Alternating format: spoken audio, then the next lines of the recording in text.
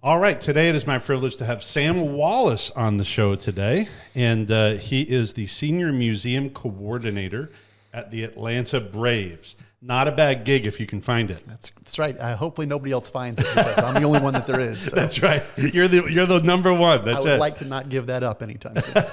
All right, so I'm fascinated. Kind of, we had a chance to meet last year when I had a group of kids come out and tour the stadium, and you showed them the new trophy, and it was pretty exciting to be able to see the kids. And I do have to point out, and I know a lot of people listen to this on Spotify and Apple and all that kind of stuff, you're going to miss out on the joy of the ring. That's right. But Sam is sporting some serious weight today.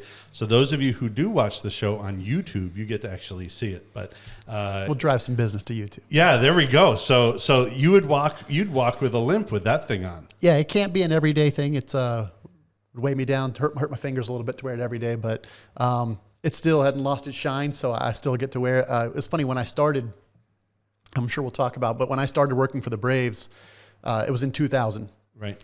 And when you win the National League and you go to the World Series, everybody gets a ring. You get them whether you win or lose the World Series.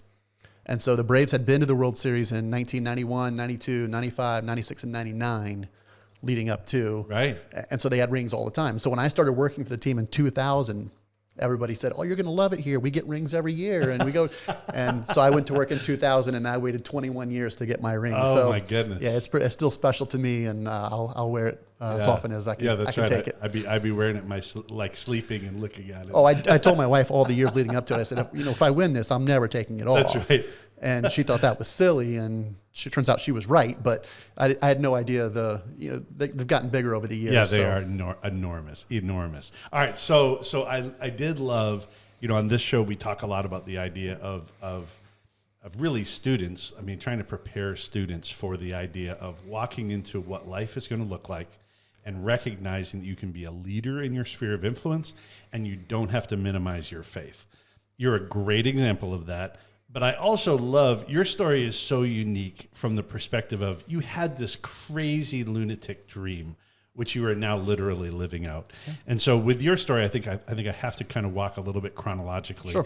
Tell me how you jumped in to the Braves. I already know the story, but it's a cool story. And what that looked like. Take me back to the very beginning with the kind of job that you took because you had to take it. Sure. Yeah. So I had no idea what I was going to be. I figured out in about fourth grade I wasn't playing first base for the Braves. And so but I'd always wanted to be in baseball. And I didn't know what that looked like. Now kids can go major in sports administration and say, I'm going to work in sports. We didn't have anything like that when I was growing up. So I had no idea how to get into sports, but it was my passion. So that's what I wanted to do. So when I graduated from college, I wrote letters to the Braves, the Hawks, and the Falcons and said, I'd like to go to work for you. And I got a call from the Braves. They interviewed me 2 weeks after I graduated college, and I went for a job interview. I'm like, this is great. This is, and I went and I interviewed. I got a job working in the merchandise warehouse. Okay. So for that season, I folded T-shirts and I shipped pencils and posters and all the merchandise that we sold through either our catalog or our mail-in requests. And I did that for a year. I worked in the merchandise warehouse, but I was working for the Braves. And my idea was, obviously, I can't do this forever, but I'm in. So I did that for a season. I was a seasonal worker. When the season ended, then my job was over, and they called me and asked me to come back the next year. And I thought, at this point, I can't do this forever. I'm going to be getting married. I need to have something that's steady. So I said, I'll come back under the condition that you got to help me find a full-time job. And they said, okay, well, sounds like a good deal. We'll do that, and we'll look out for something full-time for you.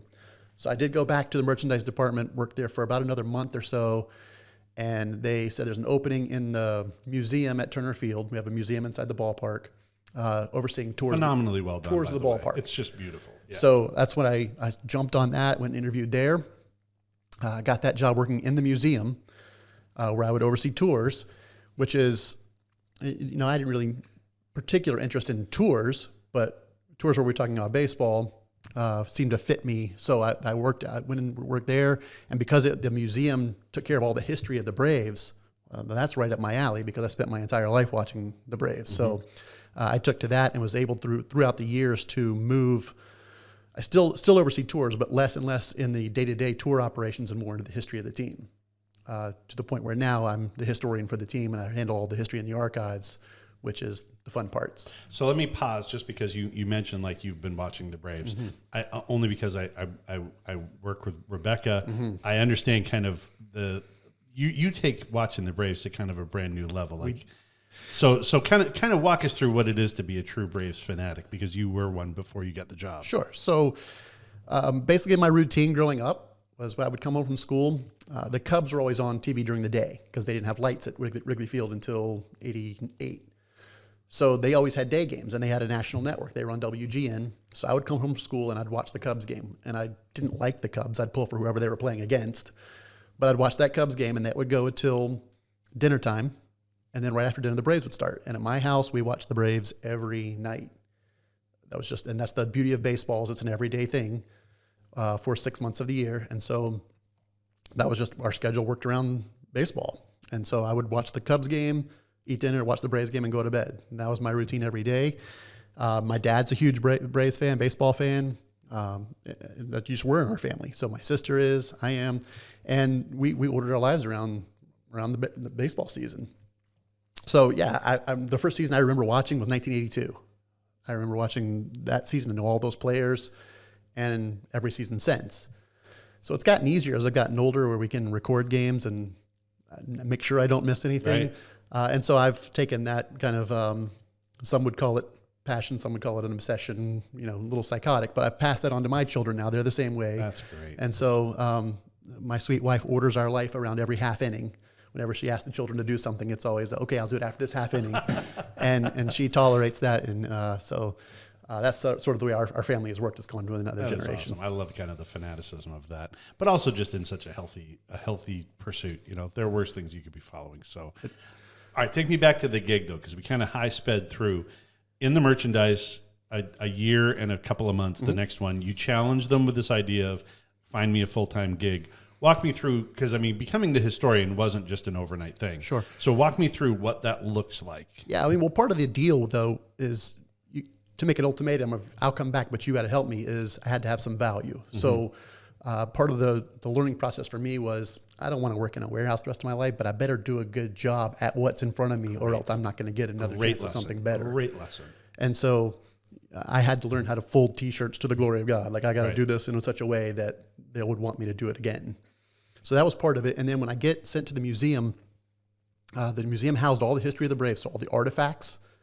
We had more than 6,000 artifacts in that little museum in Turner Field, as well as all the photo. And, that was something I took too easy because I had the history with it. And so I didn't have to learn the history. I knew it, and I was able to contribute to, hey, we're going to do a new exhibit. What should we do? Well, I got all kinds of ideas because these are things I think about going to sleep every night. This is not something I'm trying to learn.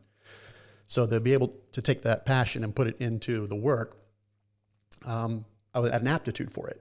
And when you're good at something, then not only do you enjoy it, but you tend to do a better job. And so because it was fun for me, then I can now take all of those projects that have to be done, and they don't seem like work to me. They seem like fun. And when you enjoy it, then you do a better job. Right. So, absolutely. So yeah, I started working in the museum. We're doing tours of the stadium. I'm helping write the script for the tours. All the different places you're going to visit, all the things you're looking at. Anytime something comes up with, and this is the great thing about baseball, is baseball fans are so passionate about history, more than other sports, really. I agree. Football, everybody's about, this season, next season, you remember the old guys, but the numbers don't quite mean as much. Baseball is obsessed with our history and our numbers, and everybody that plays now is compared to everybody that went before them. And so the history of the team is really important, and that's a way we connect with our fans.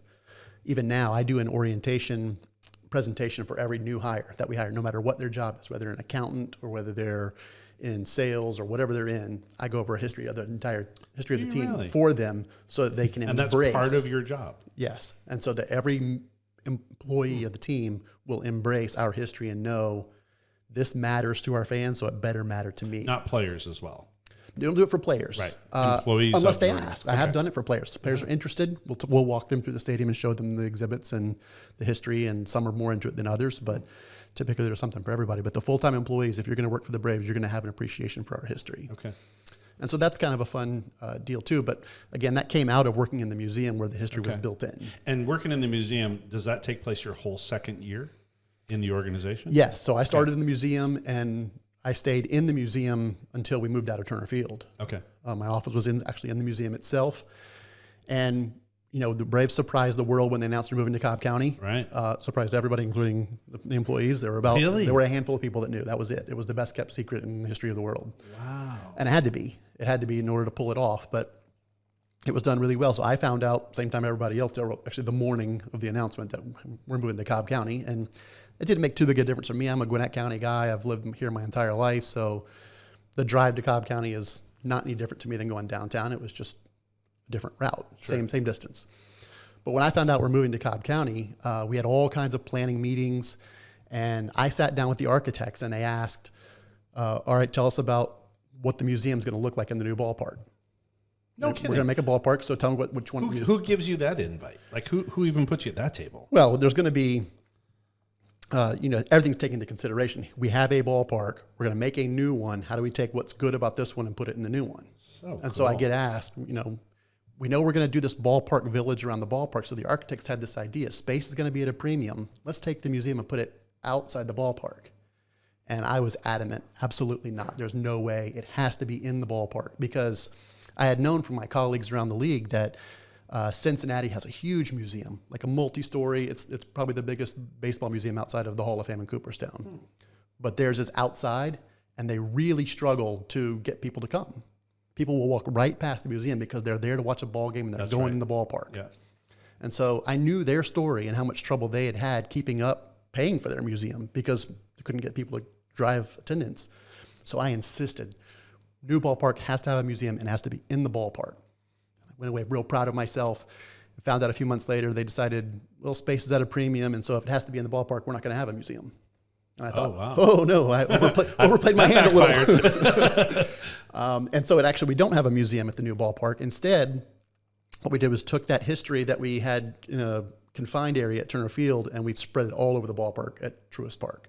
So everywhere you go, every level, every place you walk, we have displays and artifacts, so you can't miss it. Right. There were people who went to games at Turner Field every year and never knew we had a museum. Seen it, yeah. Just didn't know it existed, because you had to go to a specific place. Now, anywhere you go in Truist Park, you see something about our history. They made the right decision on it. They did, and it actually worked out beautifully for me, because when we were at Turner Field, anytime the ballpark was open, somebody had to be in the museum, right? We have all these artifacts, they have value. In order for the museum to be open, somebody has to be running that. So I had game day responsibilities. I had to be there during games. We had special events. I had to be there to make sure that the museum was taken care of. The way the ballpark's set up now, I have kind of wound it up and let it run, and I don't have to be always present, which is such a great benefit for me. Right. So I like it a lot better. I didn't plan it that way. I probably overplayed my hand on that, about what the museum should look like, but it worked out great for me. And you were you were a fairly new employee at that point in time. Well, no, we moved to out of Turner Field in 2016 was our last year there. Okay. So I'd been around for 15 years at that point. Okay. All right. So you had some real vesting. When do you become the historian? And tell us about that story, because they had never had a historian, if I remember originally when we talked. That's right. Ultimately, again, because that's the part of my job that I enjoyed the most, telling the stories of our history, being aware of the stories. Baseball, really, we're not all about numbers. We're about the characters that make the numbers too. And so I love to be able to tell the story of the history of the team. And so I set about trying to figure out, how am I going to spend more of my time on that? Because ultimately, baseball's a business. And so I can tell somebody how much I know about the Braves, and that'll be really impressive until they say, is it making us any money? Right. So I set about my mission over the years, saying I will do the part of my job that brings the revenue in. And once I've accomplished that, I'll spend my other time on what I enjoy, right? My favorite parts of the job, about the history. And as the years have gone by, I have worked into ways that I can take our history and make it productive. Mm-hmm. And so I ultimately convinced the organization that it's beneficial to you to have someone who is dedicated to the history. What did that sales job look like? It's been a long process. It's still ongoing, really. The definition of my role changes year to year, and the more that I can show this has value to the organization, then the more time I spend on that. And so there are new things every year that we do. We're actually we're talking about now producing a game show. Really? We're going to do a game show. It's sort of like a trivia game show where we let fans compete against me to talk about Braves history In the game. We may do it pre-game, like Okay. out in the plaza before the game starts. We may do it online. Ultimately, build up to like a big event that we maybe do at Braves Fest in the spring. But it's an opportunity to because our fans are so passionate, right? And we'll have this game show where I'll take on a fan, and I'm going to beat them because I know more about Braves history than anyone. Like I've made that my expertise. What if your sister goes on? Who wins there? I would smoke her. But here's the thing: I will be able to. Anytime you watch a game show like that where someone's taking on the expert, everybody thinks, "Oh, I could beat that guy," right? And so that's the draw. And so I like that. It's a great idea, and it's fun. This is a fun thing. Another one that's new in the past couple of years, and this is really a fun part of my job is. I do an event about 10 times a year with Dale Murphy. Okay. All right. So I grew up in the 80s. I grew up here.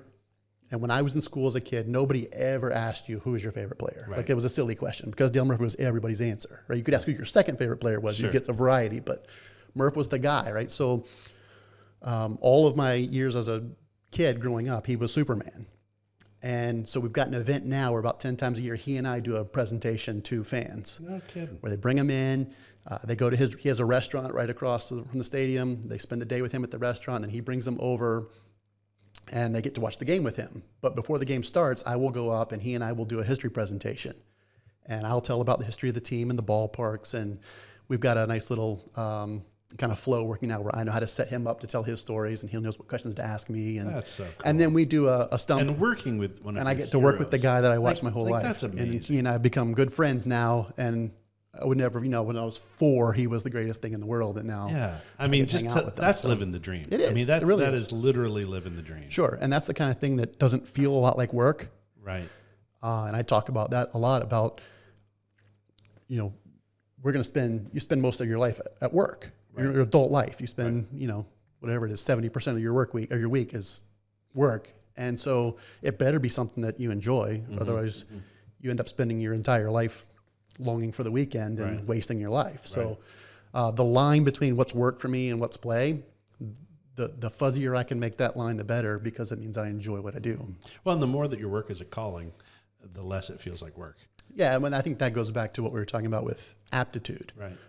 Find something that you're good at, Right. and then it doesn't feel so much like Right. a chore. Yeah. I've always told my students, find something you're good at and find what you enjoy. And at the intersection of that, there's not one job, there's probably 40, but trying to find that, then you're never working a day in your life. For sure. And not only that, but those things tend to run. You're going to find more than one because you tend to enjoy things you're good at. right. I don't play golf at all because I'm terrible at it. And so because I'm so bad at it, I find no enjoyment in it. So that's not something I pursue. But I think that when you find things that you have an aptitude for, you tend to have more enjoyment because you have more success. Right. Right. Now, has the awe of just being around the players all the time, has that worn off? Some. Okay. I don't really get too excited about seeing a player. I can walk down the hall and have a player pass by me, and it doesn't. Right. I don't chase after him or anything. Right, I'm not allowed to, but I also wouldn't. Some of that has become normal. But there are still exciting moments. Right. There are things. We had inducted Joe Torre into our Hall of Fame last year, so I spent the day with him, walking him around. And this is a guy I don't see very often. And this is a guy who's one of the last links to the Milwaukee days. Right? There aren't a lot of guys who are still alive from those days. And so I wanted every minute I could have with him to ask the stories to get the firsthand account. Because cool. again, I'm responsible for telling the story of our team, of our history. And so any kind of firsthand account I can get, that's gold for me. And then are you then documenting those stories in some type of a system? I should. I tend to rely on my memory, which is maybe not the most efficient way to do it, but that's sort of the way my brain works. I'm more of if it's interesting to me, I'll remember it. Sure. I was never a big note taker in school. I was not I wasn't a great student because it had to be interesting to me. If it was interesting, I would not forget it. Right. If it wasn't interesting, it wouldn't matter how many notes I took, it wasn't going to stick. So that's, I do keep notes. I have, my ambition is to have notes on sort of a mini biography on every player we've ever had. Now, we've had 2,108 players in Braves history. No kidding. Going back to the Boston and Milwaukee era. So that's a big, long-term goal, and it's something that I have to look forward to. A project that I'm not going to finish anytime and then wonder, what am I going to do next? That's something I can work on my entire career, but it's also something that gives me something to shoot at. You're right. And it's that excites me to go to work to say, who can I add to my list today? So tell me a little bit about the history with the Boston connection. That was one thing that as we've toured the stadium each time, I spent 12 years in the Boston area. My wife is from the Boston area, and I didn't realize how many connections there were from Atlanta to Boston. Even I had really good seats at one of them, and I was going up some sort of a private elevator, and the whole thing was a Boston elevator. I was like, cut it out, this is amazing. Yeah. So walk me back, tell me about that. We talk about all the time that the Braves are the longest continuously operating franchise in baseball history. That's kind of a proud thing. We're the longest operating franchise there is. And if you say that enough times, eventually someone will argue with you and tell you, the Reds were the first team. And that's true. The Reds were the first professional team, but then they went out of business for a time. So the Braves are the longest continuously operating franchise. The Braves started in 1871 in Boston. They were the Boston Red Stockings. And we stayed the Red Stockings up through the 1880s. We changed names in the 1880s, went to the Bean Eaters. That was a little civic pride for Boston town, right? Right. Boston's been Beantown since the Revolutionary War, so we were the Bean Eaters. And if that didn't scare people enough, the next name was Doves. Okay. We were the Doves for a while, really intimidating sports names, right? Yeah. We were the Rustlers for a year. We became the Braves in 1912, the Boston Braves. So we were actually in Boston for the first 80 or so years of our franchise history. Didn't leave Boston until 1952. Where were the Red Sox during that period? The Red Sox didn't come along until 1900. Okay. So the Braves were the only team in town in Boston from 1871 to 1900. Okay. The Boston supported two teams. We had the Braves and the Red Sox side by side from 1900 to 1952. Ultimately, the Braves left town because the Red Sox were winning that battle. Okay. The Red Sox had a better ballpark, they had better stars, more success, so the fans went there. So the Braves were the first really professional sports franchise to relocate. Went to Milwaukee in 1953. Really? No, well, we're the Milwaukee Braves from 1953 to 65, and then moved to Atlanta in 66. In 66. Huh. That's pretty interesting. I didn't realize that they were the first ones to relocate as well. Yeah, in fact, when the team moved from Boston to Milwaukee and survived the move, I mean, Milwaukee was the furthest west anybody was at that point. Okay. St. Louis had been the furthest west team in the major leagues until that move. So when the Braves moved to Milwaukee and were able to survive the move, that opened teams' eyes that we're not stuck in the cities we're in. And the Dodgers and Giants both left New York and went to the West Coast within a few years after. No kidding. Huh. I know that when we were in the stadium together, we were talking a little bit about some of the players, and you were just telling some stories of just some of the incredibly nice players that you've worked with. And I really liked some of those stories. Sure. Tell us a little bit about that. Yeah, I mean, I think we see the players on TV, or we see them in a game where we're up here and they're down there, and we make them larger than life. But they're just guys. They're just they're just people, and they have to be a little bit separated because there's such demand for their time. But some players go out of their way to just be personable. Right? They know I can take a couple of minutes and sign some autographs and make someone's day. And some of them take that seriously and say, that's something I feel honored to do, and I'm going to. Others think, I'm busy, I'm doing my own thing. And that's okay. There's no obligation on them. Sure, yeah. But the guys who are that way, their following is incredible. The most obvious choice for that is Charlie Culberson. Right? Charlie Culberson was with us for a few years, went away. He was always one of those reserve guys, a utility guy, the last guy on the bench. Didn't have a role necessarily with the team, so he went away, played for the Rangers for a few years. We actually brought him back at the beginning of this season. He signed a minor league deal. This is a guy who's been in the league for a decade. Signed a minor league deal because he wanted to live here. Wow. Right? So he went to Gwinnett, started the year with the Stripers. We called him up a few weeks ago, and I've never seen anyone celebrate the 26th guy on the team as much as he was celebrated because everybody loves that guy. Everybody, the teammates, the front office, the game day staff, and the fans, because this is a guy who will go out and he will sign as long as they will let him. Like they have to stop him from signing autographs, tell him, hey, the game's starting. You're going to have to go sit down now. And we've had events. We did a Hall of Fame induction one of our first years at Truist Park.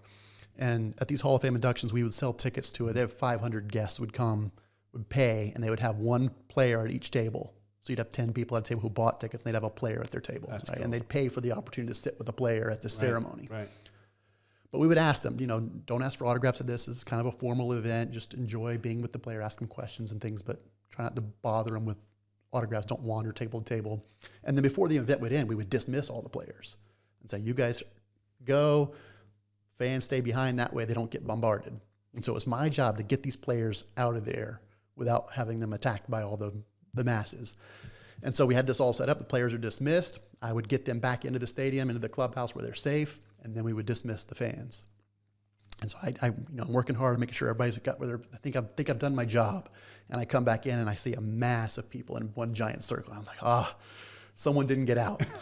And so I wormed my way through that crowd to get in the middle and see who it is. And it's Charlie Culberson there, and he's in the middle signing everything for everybody. And so I get all the way in and fight my way through the crowd, put my arm around him, and I say, all right, stick with me. I'm going to get you out of here. And he goes, I'm not leaving. And I said, no, you don't understand. I can get you out. You don't have to do this all night. He goes, no, I can't believe these people want my autograph. I'm happy to sign for them. And he stood there and he signed for everybody at that event as long as they wanted him. And the funny part was his wife was there with him. So I went and found her and I said, all right, let me ask you, do you want me to get him out of here? Because you're going to be stuck here as long as. She goes, that's just how he is. She was so used to, at that point, she said, no, everywhere we go, he wants to, if they want his autograph, he's going to give it to them. And so it's just, that's a character trait. That's not a show. Right. He doesn't get popularity. He doesn't do it for popularity. He does this because it's a relational thing. And he looks at himself and says, I have a gift and it's something I can share and bring joy to other people. This is not putting me out to write my name. Right. And so it's amazing. He's so universally beloved. In all my years, I've never seen anybody love somebody like that much. There's so many prima donna in sports, and we frankly now almost anticipate it, right? Mm-hmm. And frankly, we even accept it, like rude behavior and kind of prima donna attitudes. Yeah. Well, there's a part of it where you say a player really, and again, it's tough because most athletes have been revered their entire lives. Right. If they're always the best. Right. They've been told their entire life. Their entire life, they've been told you are a hero. Yeah. And so they don't feel a lot of responsibility toward that. Others of them try to balance, like if I say yes to everybody, all my time will be consumed. So there has to be a line somewhere. And then you get these guys like Charlie who says, I don't care what the line is. I'm going to be good to people. That's awesome. I love that. Yeah. All right. So now you are a Braves fanatic. I am. Are you also a baseball fanatic? Yes. Yes is the right answer. So when I was a kid, I collected baseball cards. And so I would learn who all the players and all the teams were by the baseball cards. Okay. And then on the flip side of the baseball card was all their stats. So I would know everybody's stats. My routine was every morning I would get up and go out in the driveway and get the newspaper, bring it inside. My kids don't know what a newspaper is now, but I would bring the newspaper in, pull the sports page, throw the rest away, and study the box scores. Right. So I could, at any point in my scholastic career, tell you what everybody in the league was hitting. I could tell you everybody on every team, not because it got me anything, but it was just, that was what I did. Stats. I loved it. I will say that the 17-year-old version of me would be kind of embarrassed of me now because I'm so Brave-centric now. I can't tell you. Right. I can't name you 6 A's. I'll tell you that. I knew a lot of stats when I was a kid too. Right. I don't know any of them. And so I have become very, very Brave-centric. I still know the Braves at that level. I can tell you everybody who's played for all the years of the team. I don't know as much about other teams anymore, right. And that's a time issue, time and attention. Yeah. So my sons, they kind of mock me now because they know more about the other teams than I do. So, do you go out and visit other stadiums? Like, is that a thing? I mean, I know there's a lot of guys who just do that. That's the. Yeah, I've done some. Yeah, I did it a lot more actually before my children were born. Right. When I graduated from high school, my dad actually took me on a trip. We went to Yankee Stadium. We went to Cooperstown to see the Hall of Fame, and we went to Fenway. That was sort of our graduation trip. Awesome. And he and I went and traveled. We saw a lot of stadiums. Most of them are gone now. Teams have made new stadiums so often that most of the stadiums I've been to don't exist. Right. Frankly, I do love Fenway because of that. Fenway is still great. And Fenway and Wrigley are going to be around because everybody loves the history of them. Yeah. But And Fenway is probably the best place I've ever seen a game. Just Right. it feels different than anywhere else. Yeah, and some of the seats are atrocious. Oh yeah. I No, mean, in the old section, I'm telling you, if you're over like 135, you don't fit in a seat. I mean, I don't know what size people were in the 20s, but Small. I mean, it's crazy. But that's the gymnastics you have to go through between, do we hold on to our history or That's do we right. go to the present like everybody else? Listen, every time I squeeze in one of those seats, I'm always glad that they're still there, though. Yeah. You know, So I know I don't travel much anymore. I'm not a big travel guy. right. You know, whenever we talk about going on a family vacation, my sons say, well, is there a ballpark there? Maybe we'll go. They're not big travelers either. We're kind of Right. a stay-at-home kind of people. Yeah. So I haven't been to many parks. I don't have to travel much. Sure. The last one I got to go to was Houston because we were in a World Series. Right. So that was a good excuse. Right. Yeah, I'll make that trip. That's a pretty good reason. That was a pretty good one. It's funny, So- we're talking about collecting cards. When I was a kid, I'd collect baseball, and I grew up in Canada. We'd collect hockey cards as well. But me and my friends were growing up. The bad players, we'd say they're spokes cards. And do you know what that is? I know what it is. Okay, so I would put the card inside my bicycle spokes and clip it on with laundry clips, and then it would make it sound like it had an engine. Sure. You know, so the bad players would be like, they're spokes cards. That's what we do. And then we'd drive around pretending that we had engines on our Yeah, cars. I'd heard those stories. I knew about those kind of things. Number one, I never really rode bicycles, so that wasn't an Yeah. issue for me. And number two, I kind of knew these are going to have some value, so Yeah. we're going to They actually not had- going to destroy them. I didn't even think that way, but I wasn't going to be a historian either. But the funny thing is that cards, the industry got so saturated in Right. the 90s that essentially they lost all value anyway. Yeah. And so my kids have baseball cards, but they don't collect them because they have any value. They're just, that's a picture of a guy. So they play games with their cards now. And I cringe every time I see it, but I mean, it's their cards. I don't care. They do what Yeah. they want, but it's kind of gone full circle now where they're back to being not a thing you do collect for value, Right. but because you Right. like what's on them. All right, so let's talk about baseball.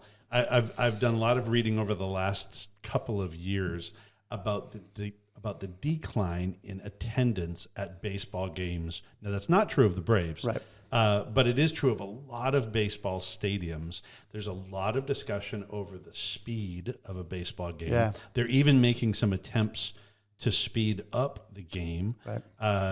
The Savannah Bananas here in Georgia. That I spent 15 years in Savannah, so I know these guys extremely well. We actually shared a stadium with them. The school that I worked at before, that was our stadium as well. And so Jesse Cole from Savannah Bananas, I know he's got this whole thing called Speedball, which he actually went around and presented to every major league team. What are your thoughts on? You're a historian, so I'm guessing you're a purist. But kind of walk me through. Tell me, because I mean, this is a big point of discussion in baseball right now. Yeah. So the part of the attendance decline is I can sit at home and watch the game on my 70-inch high definition screen, and I can see more angles. I can see replays. I can see instant analysis. It's a lot more convenient than going to a game, right? No matter how great we make the facility, getting to a game, being there for the length of a game, and getting home is a chore. Right. And so we've always had to combat that since I've been with the Braves. We always see attendance is lower during the school year, on weeknights during the school year, right? Because even though if we speed the game up, a game starts at 7:20, you're not getting home till midnight. Right. It's late. And so it's always been a challenge of, those are what we call the lowest level games. Weekends are premiums, summer are premiums. And so the first way we combated that was we did dynamic pricing, where if you're going to go with the high demand games, you're going to pay more. Okay. And if you're going to go to low demand game, if you want to go see the Marlins on a Tuesday night during the school year, that's going to be a really good deal for you because the demand's lower. So that's the way we used to run to try to combat that process. Okay. The Braves found out that the key to overcoming those obstacles is win a World Series. Yeah. Because since we did that in 21, it doesn't problem matter. with There is no ticket such sales, thing as a low level game. Okay. We sold last year, it was something, we set a record, over 3 million fans. We're going to beat that this year. So the wave of winning World Series is not dying down. Right. We'll be at something like 98% of every ticket we put on sale is getting sold now. Wow. And Atlanta's a hot market. Ball pit, and part of that is the success of the team, and part of it is the entertainment experience at the ballpark. Having the ballpark village around, what we call Battery Atlanta, Which is phenomenal. You go early, and you have all the shops and entertainment venues and restaurants. Watch a baseball game. You go out after, and all those places fill back up. People don't go home. Now, across MLB, that's not always the case, and attendance is an issue. And so baseball has decided we need to take into consideration how we're going to combat that market so that it doesn't dry up our money. Mm-hmm. And so just this year, they've instituted some rule changes to help speed the game up. Now, when I heard those, I was automatically against. Right? Don't touch my game. My game's been good for 150 years. If you don't like it, go watch something else. Don't touch the game. But that's not necessarily true. Baseball's had all kinds of rule changes in its history. Absolutely. Right. And so what I had to work toward was, okay, we can mess with the periphery, just don't mess with the heart of the game. Sure. And that's what the rule changes really have done. One of the things we have is a pitch clock, mm-hmm. right? And I hated the idea of pitch clock because of all the sports, baseball's the one that doesn't have a clock. Baseball's the one that you're going to have to get 27 outs, and it doesn't matter how long it takes. You can't run the clock out, right? Like basketball, you can go four corners and hold the ball. Football, you can take a knee. Nothing like that in baseball. You've got to get those outs. And so they haven't changed that. That has not been a part of what's been changed in the game. Ultimately, the pitch clock takes out the dead time. Mm-hmm. So now a batter can't step out and readjust his batting gloves after every pitch. Right? He knows he's got to be in or he's getting a strike called on him.